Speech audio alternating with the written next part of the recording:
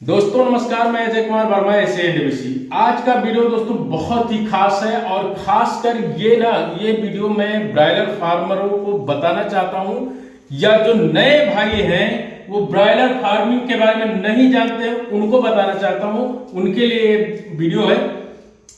तो आप लोग वीडियो पे बने रहें, वीडियो को पूरा देखें। देखिए दोस्तों, आपने बहुत सारे ऐसे व्यवसाय देखे होंगे अपने आसपास में जिनमें आप पैसा लगाते हो। पैसा लगाने के बाद में आप देखते होंगे कि पैसा जो आपका होता है ना, वो कोई 1 महीना, 2 महीना, 3 महीना, 4 महीना, 5 महीने के बाद में आपको रिटर्न आता है ना। ऐसे बहुत सारे बिजनेस है। चाहे आप गोट फार्मिंग ले लीजिए। गोट फार्मिंग में अगर आप पैसा इन्वेस्ट करते हैं तो 1 ईयर के बाद में आपको रिटर्न आता है। अगर आप फिश फार्मिंग करते हो, फिश फार्मिंग में भी आपका कुछ ऐसी मछलियां होती हैं जो कि 5 महीने में रिटर्न करती हैं, कुछ ऐसी मछलियां होती हैं जो 1 साल में रिटर्न करती हैं। आप इसके साथ में कोई अदर बिजनेस करते हो, यानी कि सारे बिजनेस ऐसे हैं जिनमें आपको लॉन्ग टाइम के बाद में ही आपका रिटर्न आता है।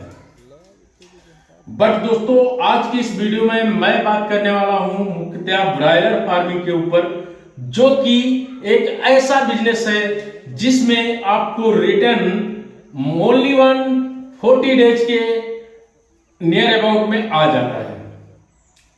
40 से 45 दिन के अंदर आपकी सारी पूंजी निकल जाती है और आपको शुद्ध मुनाफा भी मिल जाता है।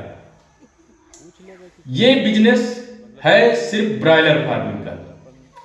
पर अब बारी आती है कि ब्रायलर फार्मिंग कैसे करना चाहिए, कैसे करें, कितने से करें और कब शुरू करें, है ना। बहुत इंपॉर्टेंट टॉपिक के ऊपर बात करने वाला हूं दोस्तों। वीडियो को इसकी बिल्कुल मत करिएगा। नए किसान भाई अगर हैं जो कि अभी सोच रहे हैं ब्रायलर फार्मिंग करने के बारे में, वो तो इस वीडियो को बिल्कुल भी स्किप मत करना। देखिए दोस्तों, सबसे पहली चीज जो ब्रायलर फार्मिंग में होती है, इसमें मैनेजमेंट का बहुत बड़ा रोल होता है। मैनेजमेंट का रोल आपको मैं बताना चाहूंगा कि मैनेजमेंट इसमें आपका पर्दे से लेके, लीटर से लेके, ड्रिंकर वाटर, इसके बाद आपका दाना, बहुत सारी चीजों का मैनेजमेंट होता है। ठीक है, देखिए जो बिजनेस जितना फास्ट पैसा देता है, जितना अधिक पैसा देता है, उसमें काम भी बहुत ज्यादा होता है दोस्तों। तो सेम ब्रायलर फार्मिंग में है। ब्रायलर फार्मिंग में आपको 24 आवर्स काम करना पड़ता है। भले ही शारीरिक काम हो या आपके मानसिक काम हो, लेकिन काम तो करना ही पड़ेगा 24 घंटे। बारी आती है दोस्तों कि जो लोग ब्रायलर फार्मिंग करना चाह रहे हैं, उनके मन में एक सवाल आता है कि भाई इसमें तो बहुत सारा पैसा लगेगा, हम कैसे करेंगे। तो इसके लिए दोस्तों सबसे जरूरी है कि आप ब्रायलर फार्मिंग को शुरू करते समय एक चीज का ध्यान रखिए कि ब्रायलर फार्मिंग कभी भी आप 1000 मुर्गे के ऊपर से शुरू ना करें। अगर आपको सेल्फ करना है तो, अगर आपको कॉन्ट्रैक्ट फार्मिंग करना है दोस्तों, तो आप 2000, 4000, 3000 से शुरू कर सकते हो। क्योंकि अब यहां पे समझिए कि कॉन्ट्रैक्ट फार्मिंग क्या होता है और सेल्फ फार्मिंग क्या होता है, दोनों के बीच में अंतर क्या है।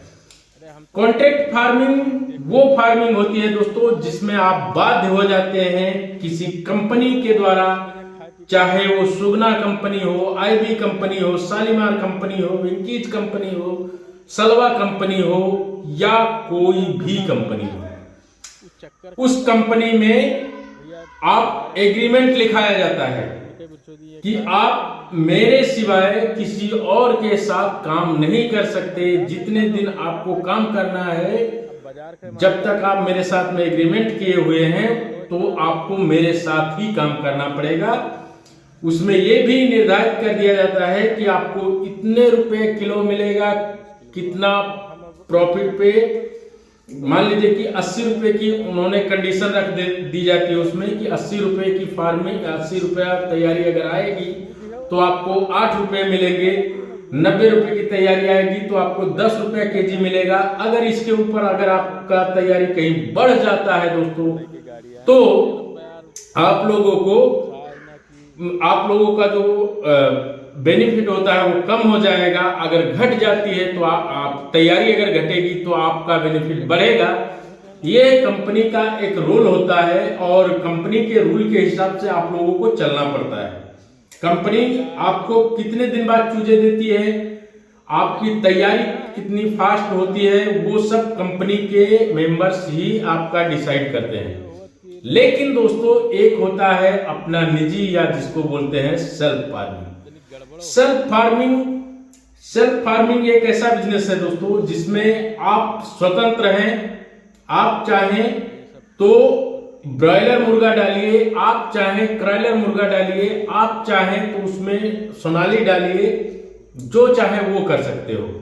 लेकिन अगर आपने किसी कंपनी से कॉन्ट्रैक्ट फार्मिंग कर लिया है तो वहां पर कंडीशन ये लग जाती है कि आपको सिर्फ और सिर्फ ब्रॉयलर फार्मिंग ही करना है। कॉन्ट्रैक्ट फार्मिंग में कभी मंडी ऊपर जाती है, कभी मंडी नीचे जाती है, यानी कि कभी आप लॉस में जाते हैं या प्रॉफिट में जाते हैं मंडी के वजह से, तो उसका ज्यादा असर आपके ऊपर नहीं पड़ता है। लेकिन अगर आप निजी फार्मिंग करते हो तो निजी फार्मिंग में यह होता है दोस्तों कि कभी अगर मंडी ऊपर निकल गई, यानी कि आपका तैयारी 80 रुपए केजी के हिसाब से आ रहा है और तैयारी निकल गई आपकी मंडी का रेट जो है आपका आ गया 120 यानी 120 रुपया, तो 80 और 120 के जो बीच का फासला है, इस फासले का आपको बहुत ही अच्छे से प्रॉफिट होता है दोस्तों, है ना, यानी काफी ज्यादा लाभ होता है। और यही चीज दोस्तों कि 80 रुपए की तैयारी अगर आपकी हुई है और वहां पर आपका जो मुर्गा है बिक रहा है 70 रुपए किलो, तो 10 रुपया केजी आप माइनस में चले जाते हैं। तो ये निजी फार्मिंग में है।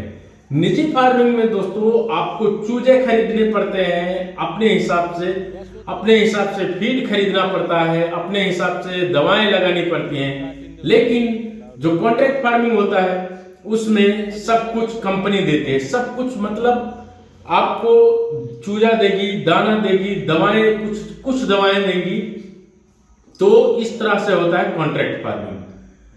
बारी आती है दोस्तों कि बहुत सारे लोग ये कहते हैं कि भाई अभी जो नए किसानों के बारे में मैं ज्यादा बात करता हूं दोस्तों, क्योंकि नए मेरे जितने भी दोस्त नए वाले लोग होते हैं जो मेरे सब्सक्राइबर हुए हैं अभी जल्दी से, वो लोग मुझे फोन कॉल्स करके यही चीज पूछते हैं कि अजय भाई कॉन्ट्रैक्ट फार्मिंग ठीक है या निजी फार्मिंग ठीक है, यानी क्या करना चाहिए।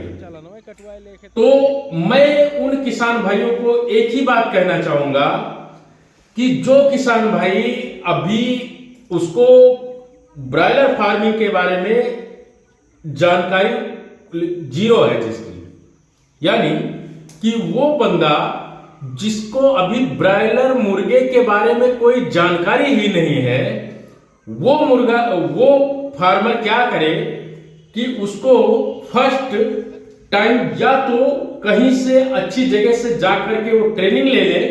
ट्रेनिंग लेने के बाद में जब आप पूरी तरीके से सीख जाते हैं इस फील्ड में, आपको सारी चीजें पता हो जाती हैं कि कैसे हमें फीडिंग करानी है, कैसे हमें चूजे को कितना खिलाना है, कितना देर में कौन सी दवा चलानी है, कौन से टाइम पे ड्रिंकर चलेगा, ऑटोमेटिक ड्रिंकर चलेगा, कौन से मैनुअल ड्रिंकर चलेगा, कब क्या होना है, कैसे भूसी रेक की जाती है।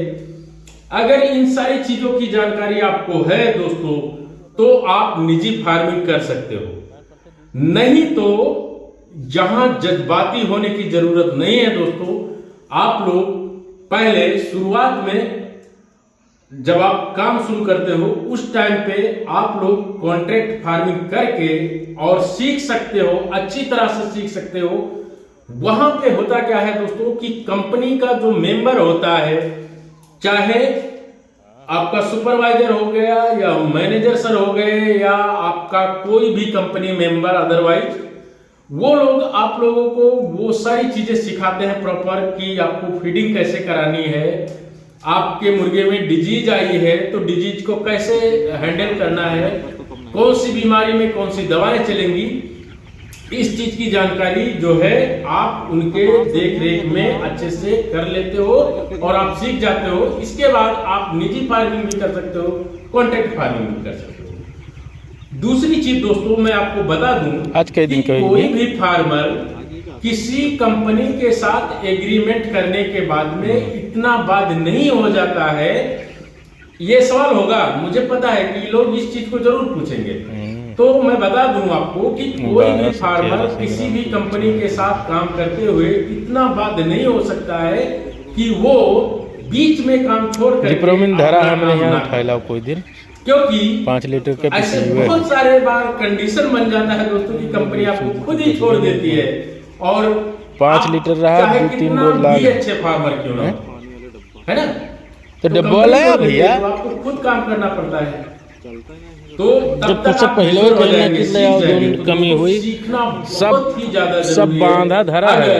आप लोगों को ब्रायलर फार्मिंग अच्छी तरह से करनी है, सब कुछ सीख के करनी है, तभी आपको अच्छा लाभ होगा। हमारे पास क्योंकि ब्रायलर फार्मिंग में ना बहुत ऐसी बीमारियां हैं जो कि देखते ही देखते फार्म के अंदर एंट्री करती है और थोड़ी सी सावधानी ना बरतने पर वो पूरे मुर्गे को प्रभावित कर देती हैं, जिसकी वजह से आपका बहुत बड़ा नुकसान हो जाता है। नौकरी भी करता तो इसलिए मैं कहना चाहूंगा दोस्तों कि हमेशा ब्रायलर फार्मिंग अब शाम के हम बात सीखने के बाद में ही शुरू करें। हाँ। दूसरी चीज ये है ठंडक के मौसम में नए किसान भाई काम को ना शुरू करें जिनको कुछ नहीं पता है, क्योंकि वहां पे वो मैनेजमेंट में थोड़ी सी भी लापरवाही करेंगे तो उनका नुकसान लग जाएगा। पानी ले लो।